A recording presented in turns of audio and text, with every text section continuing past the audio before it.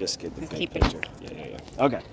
So we're just coming out in the yard right now, and just from seeing him in his kennel, I'm gonna take him off, let him go pee. Just from seeing him in the kennel, very fast-brained, offering tons of behaviors. I mean, he offered to sit, he offered to lay down, just by showing him the treat. Good. He did some demand barking. You know, all that screams to me is just impulsivity, and he's got some hyperactive tendencies. Since he's been here the second round, did he play with dogs the first round he was here? Mm-hmm. Yeah, so he's been with dogs plenty of the time that he's been here. I don't think the dogs factor. I think a lot of it is interpreting his behavior. Good, yeah. So you can see how like eager he is for things, right? Now, something he did that was really beautiful, good, when we let him out of the crate or out of the run, was that he did a big shake off. I mean, as soon as we got out of the threshold, he shook it off, right? So he can regulate himself. We just got to give him time too. Good. Good job, buddy. So I'm not asking him to do anything. I'm letting him make choices. And you can see, again, how quick he is to make that choice, right? But not patient. Good. Now, these are things anyone can help him with. Good. He's got some wear on his teeth, too. Probably from the first house. You mentioned he was a backyard dog. Maybe from chewing fences or things like that. Good. But if a dog like this has been kept in the backyard for the first 2 years, 3 years, 4 years of his life, then when he starts to get that human interaction, there may not be a good, how do I say this? He may not be that great at calming himself down. But good, I like that. That sneeze right there is perfect for him trying to regulate. But when it comes to a dog like this, recognizing his arousal spikes and crashes is going to be how we set him up for success. Good. Hey, I know. Good. Yeah. Good job, buddy. And just the fact that he's not bouncing off the wall says a lot. When did he take his medicine? This morning, right? Mm-hmm. So about 7. So like 5 hours ago, maybe 50 milligrams, right? So that's not a heavy dose, especially for him. But he acts like a young dog, you know? Good. Good. Beautiful. All right, so you're catching all that, right? Mm-hmm. Good. So now I'm going to play with him, all right? And I'm going to show you, we're going to see how sensitive he is to play. So I'm not going to touch him at first. I'm just going to spatially move, unless he goes to take a poop. But I'm going to move with him, and we're going to see just how sensitive he is. In other words, how easy he gets the zoomies out here. Tons of stuff. Good. So he can go and redirect to those if he wants to. Luka! All right, here we go. So I'm going to try not to physically touch him first, and then we'll get to that point. Just because I imagine he's sensitive.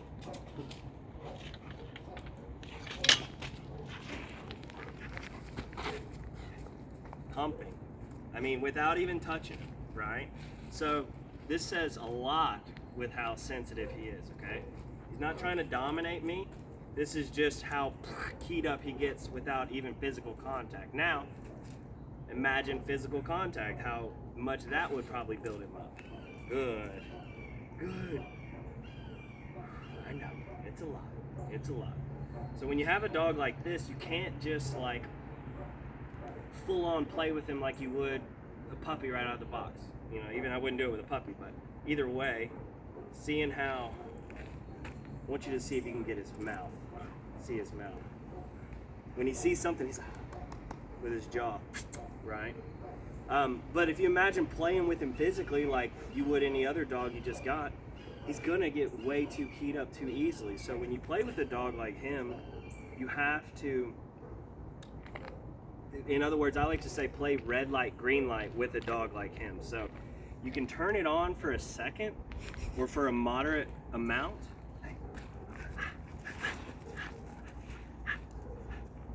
Ooh. Good. And then you got to give him a chance to bring it down. Good. And then we're looking for those calming signals or for him to disengage. Good. I got you. I know. He's still up there. You can hear his breathing's big, his eyes are big, his mouth's open. Good, but he's doing some smelling. This smelling is displacement, so he can take that arousal and then put it into another task, right? This is good stuff right here. Good boy. Now, if he's playing with somebody and he gets too keyed up, having this redirection strategy is really important. It could be as easy as scattering food, tossing a treat.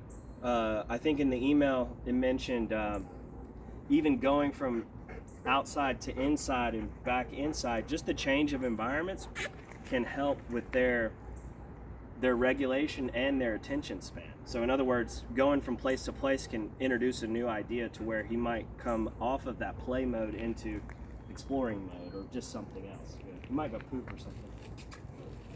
Yeah. Good. Now we're gonna see how you can build him up or work him down with touch. Good. So I'm trying to work him down, but I want to see how excited he comes out of this. Ooh, that's a lot. I know. Good. So even petting. Like, you pet a dog like this too much, you're gonna light that fuse and he's gonna get way too excited. He's gonna hump and jaw and mouth and tug and play chase and go find things. Good. What'd you find there? You found a stick to chew on. But I mean, but that's ideal. So like, he just took that excitement and then found something else to do with that excitement on his own. Now, that stick could be a toy, a shoe, a blanket, a towel, some other object that he just finds and he gravitates towards. Ooh. What you got, big man? Luka. Oh, beautiful, buddy. Good. Go get that stick. So I'm going to ignore him for the next 15 seconds and just see. We're just going to watch him and then we'll probably end the video.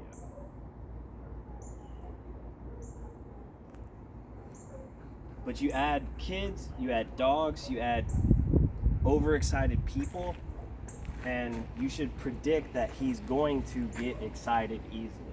It's not a bad thing, it's just management then becomes really imperative for his success, for everyone's success. Learning how to read his energy, learning how to redirect him to busy work. All these are strategies to help him learn to regulate himself, but also you're educating people on how to live with a dog like him until he can be chill, you know, for lack of a better term.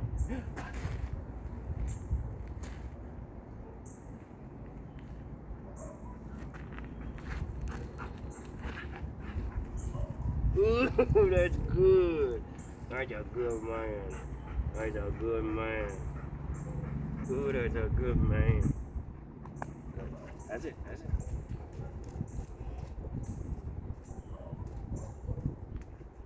Now, if you try to push a dog down in this state, you should expect them to come back, because all we're doing is adding to the situation. Now, you can let it ride out.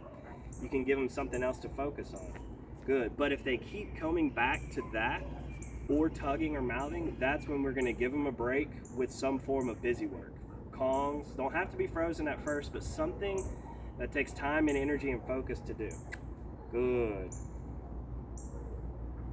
And then once you start seeing regulation within the play, shaking off, sneezing, blowing out air, once you start seeing those behaviors, then you can start ramping up that energy to a more like normal level, I guess. But right now, you have to start small and work your way up to that, because if you just start off at a 10, he's going to go way overboard, and then that's when you get humping, mouthing, jumping, things like that.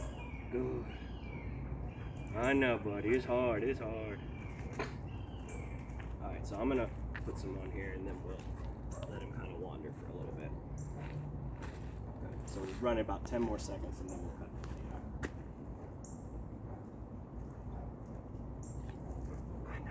Good boy. I'm about to say, if we had